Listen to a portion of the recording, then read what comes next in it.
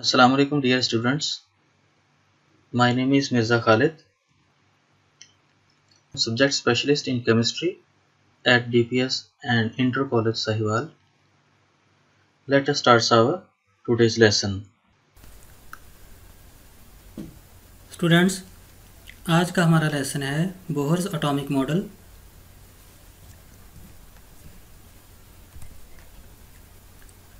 तो आज के हमारे लर्निंग ऑब्जेक्टिव्स होंगे postulates of Bohr's atomic theory, differences between Rutherford's atomic theory and Bohr's atomic theory.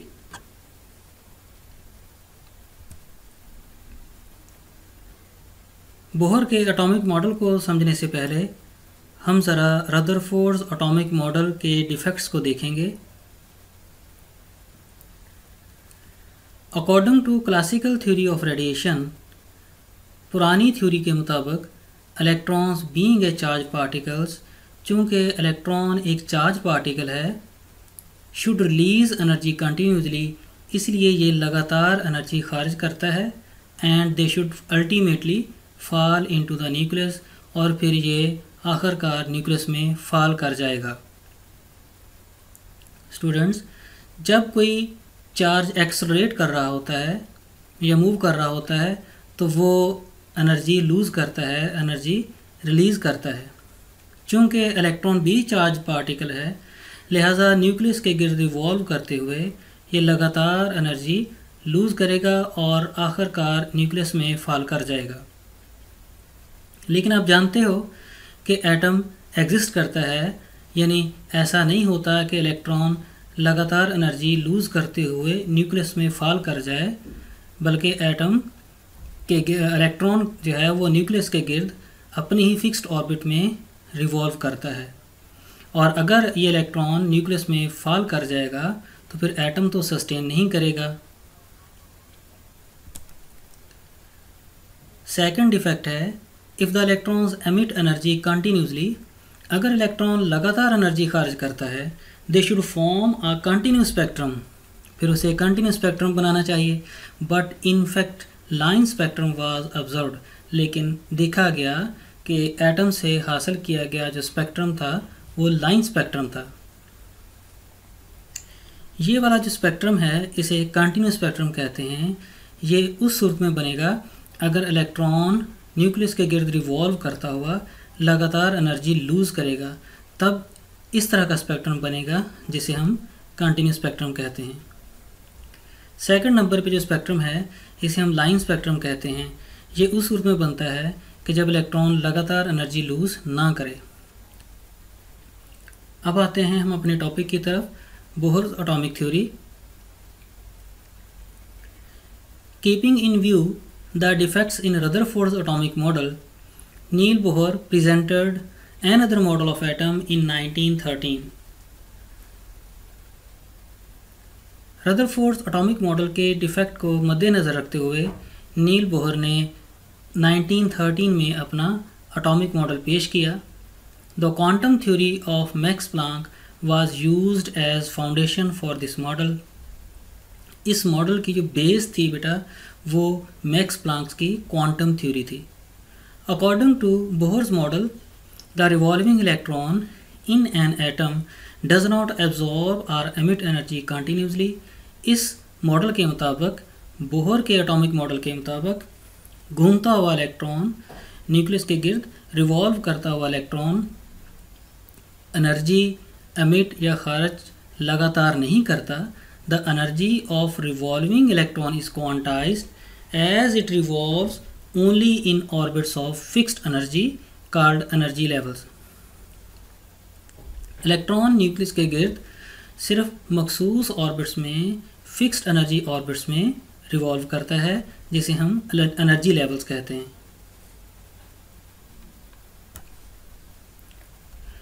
Students, हम अब बोहर के पोस्टुलेट्स की तरफ आते हैं। The hydrogen atom consist of a tiny nucleus and electrons are revolving in one of circular orbits of radius r around the nucleus. Hydrogen के atom के centre में एक न्यूक्लियस है और उसके गिर्द इलेक्ट्रॉन न्यूक्लियस से ख़ास फासले पर रिवॉल्व कर रहा है, मखसूस ऑर्बिट में सर्कुलर पाथ में रिवॉल्व कर रहा है। Each orbit has fixed energy that is quantized. Her orbit की एनर्जी क्वांटाइज्ड होती है, यानी कि फिक्स होती है। यानी जब कोई इलेक्ट्रॉन इन में से किसी भी ऑर्बिट में रिवॉल्व करेगा तो उस और इलेक्ट्रॉन की एनर्जी चेंज नहीं होगी, बल्कि क्वांटाइज्ड होगी, फिक्स होगी।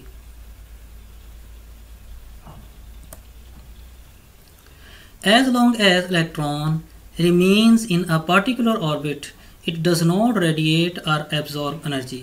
जब तक इलेक्ट्रॉन अपने किसी मखसूस ऑर्बिट में रह के रिवॉल्व करता है, वो ना तो एनर्जी रेडिएट करता है और ना ही एब्जॉर्ब करता है। द एनर्जी इज एमिटेड और absorb only when an electron jumps from one orbit to another.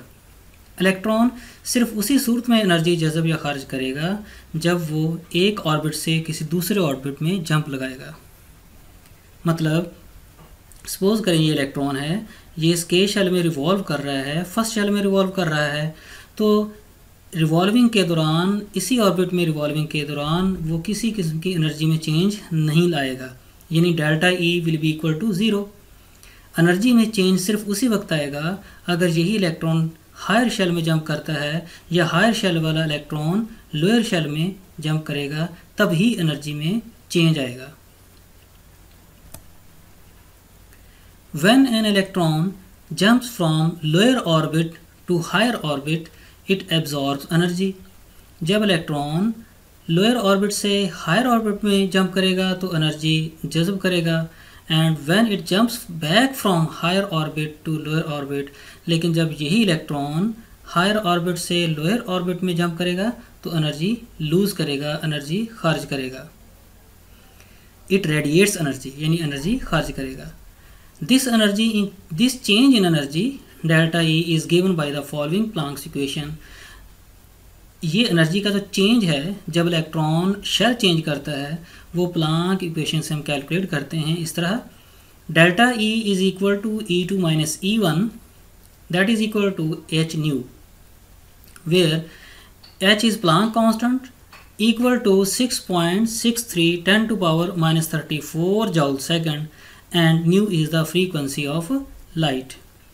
Students आप डायग्राम में देख सकते हैं, सपोज करें ये इलेक्ट्रॉन जो है वो हायर शेल में था, जब ये जंप करके लोअर शेल में आएगा तो एनर्जी को एमिट करेगा, और वही जो एनर्जी में चेंज आया है एमिट करने की सूरत में हम उसको डेल्टा ई से कैलकुलेट करेंगे। इसी तरह यहाँ पे देखें, यहाँ पे इलेक्ट्रॉन लोअर ऑर्बिट से हायर ऑर्बिट में जंप कर रहा है, तो इस सूरत में इलेक्ट्रॉन जो है वो एनर्जी जज़ब करेगा, एब्जॉर्ब करेगा, और यहाँ भी जो एनर्जी में चेंज आएगा वो भी हम डेल्टा ई वाले फार्मूले से कैलकुलेट करेंगे। Electrons can revolve only in orbits of a fixed angular momentum mvr given as mvr is equal to nh/2π, where n is quantum number or orbit number having values 1, 2, 3 and so on.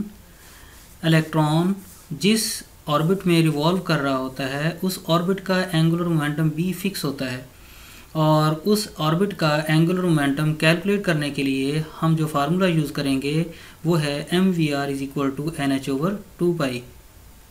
ये जो n है इसे हम quantum principal quantum number कहते हैं या फिर orbit number कहते हैं। फॉर एग्जांपल अगर इलेक्ट्रॉन जो है वो फर्स्ट शेल में के शेल में रिवॉल्व कर रहा हो तो उसका एंगुलर मोमेंटम होगा 1h/2π। अगर दूसरे शेल में रिवॉल्व कर रहा हो तो उसका एंगुलर मोमेंटम होगा 2h/2π। इसी तरह तीसरे शेल के लिए 3h/2π। इस तरह हम बाकी शेल्स के लिए भी एंगुलर मोमेंटम जो है हम कैलकुलेट कर सकते हैं। स्टूडेंट्स अब हम डिफरेंस देखेंगे रदरफोर्ड्स एटॉमिक थ्योरी और बोहर्स एटॉमिक थ्योरी के दरमियान। तो पहले रदरफोर्ड्स एटॉमिक थ्योरी के बारे में देखते हैं। It was based upon classical theory. Rutherford की एटॉमिक थ्योरी की बुनियाद जो है वो पुरानी थ्योरी पर है। Electrons revolve around the nucleus, no idea about orbits was introduced. Electron nucleus के गिर्द रिवॉल्व करते हैं। कहाँ रिवॉल्व करते हैं, मतलब ऑर्बिट का, शेल का कॉन्सेप्ट इस थ्योरी में नहीं दिया गया। Atom should produce continuous spectrum, इस थ्योरी के मुताबिक एटम को कंटिन्यूस स्पेक्ट्रम बनाना चाहिए। एटम शुड कोलैप्स, एटम का वजूद नहीं रहा।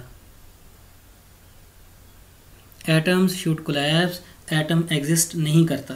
इस थ्योरी के मुताबिक एटम एग्जिस्ट नहीं करता, क्योंकि उसके डिफेक्ट में हम पढ़ चुके हैं कि इलेक्ट्रॉन जो है वो रिवॉल्विंग के दौरान कंटिन्यूसली एनर्जी लूज़ करता है और लूज़ करते करते आखिरकार न्यूक्लियस में फॉल कर जाएगा और इसी वजह से एटम सस्टेन नहीं करेगा। अब हम देखते हैं Bohr's atomic theory. It was based upon quantum theory, इसकी बुनियाद क्वांटम थ्योरी पर है, मॉडर्न थ्योरी पर है। Electrons revolve around the nucleus in orbits of fixed energy. Bohr's की एटॉमिक थ्योरी में ऑर्बिट का कॉन्सेप्ट दिया गया है और इसलिए वो कहता है कि electrons revolve around the nucleus in fixed energy orbits. Orbits had angular momentum, her orbit का एंगुलर मोमेंटम फिक्स होता है। Atoms should produce line spectrum, atom को लाइन स्पेक्ट्रम बनाना चाहिए। एटम शुड एग्जिस्ट, इस थ्योरी के मुताबिक एटम एग्जिस्ट करता है। स्टूडेंट्स, अब हम लेसन को थोड़ा सा रिकैप कर लेते हैं। बोहर के पास्टुलेट्स हैं। हाइड्रोजन के एटम के सेंटर में एक न्यूक्लियस होता है और इलेक्ट्रॉन जो हैं फिक्स्ड ऑर्बिट में, सर्कुलर ऑर्बिट में न्यूक्लियस के गिर्द रिवॉल्व कर रहे होते हैं। हर ऑर्बिट की जो एनर्जी है वो फिक्स होती है, यानी क्वांटाइज्ड होती है। इलेक्ट्रॉन जब तक किसी एक ऑर्बिट में रहता है या मखसूस ऑर्बिट में रहता है तो वो ना तो एनर्जी जज़ब करता है ना खारिज करता है। एनर्जी का खारिज होना या जज़ब होना सिर्फ उस वक्त होता है जब इलेक्ट्रॉन एक ऑर्बिट से दूसरे ऑर्बिट में जंप करता है। जब इलेक्ट्रॉन लोअर ऑर्बिट से हायर ऑर्बिट में जाता है तो ये एनर्जी जज़ब करता है और जब ये इलेक्ट्रॉन वापस लोअर ऑर्बिट से हायर ऑर्बिट में आता है तो ये एनर्जी रिलीज़ करता है। और इस दौरान जो एनर्जी का चेंज होता है उसको हम कैलकुलेट करते हैं delta E is equal to E2 - E1 is equal to H न्यूज़ के फार्मूले से, where H is the Planck constant और इसकी वैल्यू है 6.63 × 10⁻34 जूल सेकंड और न्यू जो है ये फ्रीक्वेंसी ऑफ लाइट को रिप्रेजेंट करता है। इलेक्ट्रॉन फिक्स्ड एंगुलर मोमेंटम वाले ऑर्बिट में रिवॉल्व करता है, यानी जिस ऑर्बिट में वो रिवॉल्व कर रहा है उस ऑर्बिट का एंगुलर मोमेंटम फिक्स होता है, जो कि हम कैलकुलेट करते हैं mvr is equal to NH/2π से, और n जो है वो ऑर्बिट नंबर को शो करता है। लास्ट पे स्टूडेंट जो है आपके लिए असाइनमेंट है। बोहर के एटॉमिक थ्योरी के जो पास्टुलेट्स हैं ये इम्पोर्टेंट लॉन्ग क्वेश्चन है, इसको आपने अच्छे तरीके से याद करना है और अपने रजिस्टर पे, केमिस्ट्री वाले रजिस्टर पे उसको आप लिखेंगे भी। अच्छे तरीके से ये ज़हन नशीन कीजिएगा क्योंकि ये इम्पोर्टेंट लॉन्ग क्वेश्चन है। और दूसरा है जी रदरफोर्ड्स और बोहर्स एटॉमिक थ्योरी के डिफरेंसेस हैं। ये क्वेश्चन जो है ये शॉर्ट में भी आ सकता है, लॉन्ग में भी आ सकता है, इसको भी याद करके आप रजिस्टर पर लिखिएगा। तो इसी के साथ स्टूडेंट्स आज का लेसन हमारा ख़त्म होता है। उम्मीद है कि आपको लेसन अच्छे तरीके से समझ आ गया होगा। अल्लाह हाफिज़।